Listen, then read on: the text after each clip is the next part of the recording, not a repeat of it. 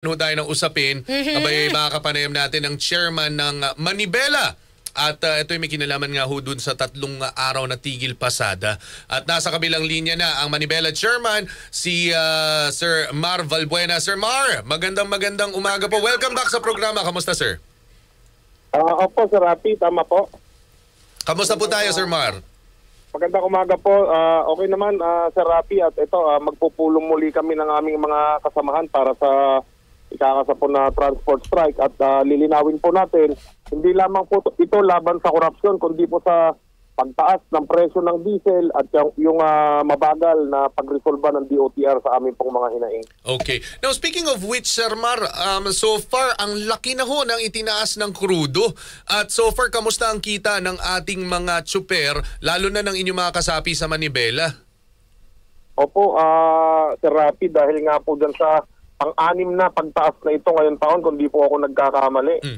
Siyempre po, bawas na naman kami hanggang 250 hanggang 300 pesos na kita dahil po dito sa pagtaas po na ito. Okay. Kaya po, pasakit po talaga ito para sa amin. Tapos, yung buwis na ginagamit natin dito, napupunta lamang sa korupsyon at pinagpapakasasaan lamang ng mga pamilya nitong mga korap na to. Okay. Itong tigil pasada na ito, Sir Mar, si Ma'am si Julia po ito, itong tigil pasada na po ito, kailan po ito magaganap? Opo, Ma'am Julia. Ngayon pong Wednesday, September 17, 18, 19 po, nationwide po ito. And then sa 21 po, kasama rin po kami magpoprotesta doon sa Luneta. Okay. Nationwide ito. Pero dito po, particular sa NCR, sa Metro Manila, sir, anong mga lugar po ang particular po na maaapektuhan nitong tigil pasada na ito? Ang buong NCR po, Calabarzon at Central Luzon, yan po ang sentro natin dito sa Luzon. Sa NCR po, lahat po ng mga ruta na meron ang Manibela, sigurado pong magtitigil pasada. Okay. Now, speaking of which, Sir Mar, alam naman ho natin na talagang etong kilos na ito ay malakihan. So, ilan po na mga tsuper at mga operator na nasa hanay ninyo ang aasahan ho nating sasama dito? Hindi po bababa, nationwide ay nasa umigit kumulang 100,000 pong mga jeepney ang magtitigil pasada. Baka madagdagan pa dahil nga po dito rin sa walang habas na panghuli ng saik. Ito sa ating mga kasamaan, particular po dito sa NCR, ay kasasama po, nagpahayag na sasama po sa atin sa tigil pasada. Okay. So marami-rami po ito. 100,000. 100,000, hindi birong numero yan. Correct. Oo. At kumbaga ito ay big message mula sa kanilang sektor na seryoso sila na labanan ang korupsyon. How about yung sa September 21, Sunday? Mga ilan po ang inyong mga estimate na kasama nyo po na magmamarcha laban sa korupsyon?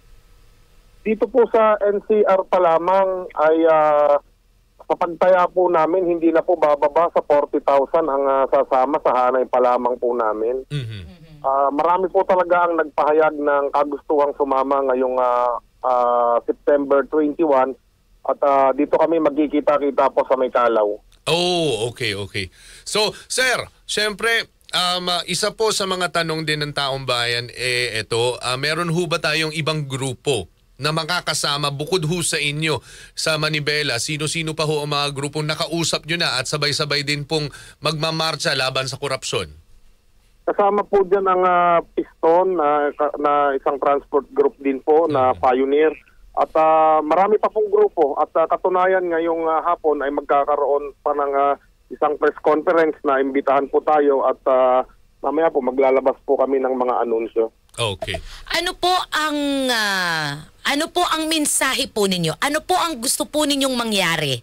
Bakit po kayo makikiisa sa paglaban po natin sa korupsyon?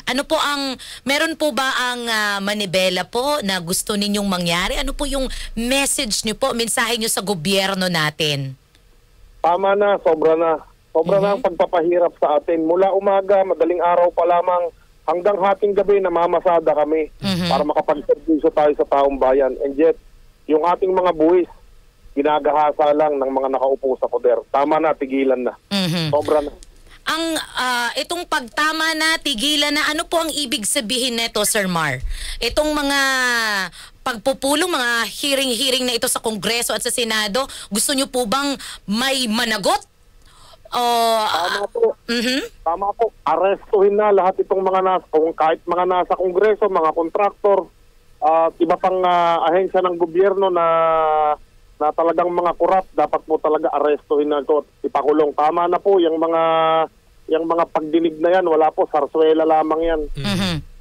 Okay. Sir Mar, syempre, one of the things na gusto ko malaman, every time na meron pong mga pagbaha dahil dito sa mga ghost projects na ito, gaano kalaki ang nawawala dahil hindi makapasada ang ating mga tsuper? Ang mahirap pa po nito, yung sasagutin ko po muna, yung nawawala, malaki po buong araw. At hindi lamang po isang pamilya kapag hindi nakabiyahe ang driver at operator. Totoo. Kundi po, halimbawa, nandyan na kami sa kalye, inabutan ka ng malakas na ulan. Yun. Isang ulan lang, isang buhos lang, sa loob ng isang oras, bahang-baha na ang Metro Manila. Inaabutan po kami na yan lumulubog yung aming mga sasakyan. Bukod sa hindi na kami nakabiyahe, sira pa yung aming mga sasakyan dahil inabutan na po kami sa kalsada ng baha. Ang mahal pa naman ang pyesa ngayon, Sir Mar? Opo, buti ho sana kung hindi pa kami nakakalabas sa biyahe, mag-aanunsyo rin ng gobyerno na walang pasok. Kung kailan baha na o malakas ang ulan. Correct. Oho. So, aabot ng ilang araw pa, lalo na kapag ka nasiraan. So, Sir Mar... Okay, maabot po kami ng isang linggo bago ho namin maayos talaga. O, pinakamababa po yung 2-3 araw. Buti nga yung ganun lang, sir. Kasi minsan ang pyesa nagkakaubusan, naabutin ka talaga ng linggo. Minsan buwan pa. Yung pinakamasaklap sa lahat. Now, Sir Mar, ngayon nailabas ho natin kung ano mga nais natin sabihin at syempre, ito ipaalam na ho natin ang tigil pasada. Ang mensahe nyo naman po sa ating mga pasahero, mga mananakay na umaasa ho sa atin na talagang nakakapaghatid sa ating mga pupuntahan. Ano po mensahe nyo sa kanila? Tayo po ay humihingi ng pangunawa sa ating mga mananakay at sana ay makapag-ready po sila. Siguro ho gumising ng maaga at nang sa ganun kung talagang may pasok, kung hindi magsuspindi, makakapasok pa rin po sila. Okay. Sir Mar, maraming salamat ho at mabuhay po kayo, mabuhay ang Manibela at sana nga po matigil na ho talaga itong korupsyon dahil lahat ho tayo apektado dito. Sana may kapuntahan itong ating ginagawang pakikipaglaban sa korupsyon. Mag-ingat po kayo, Sir Mar. Mabuhay po kayo, Sir Mar. Maraming salamat po. Ayun po si Sir Mar Valbuena, ang chairman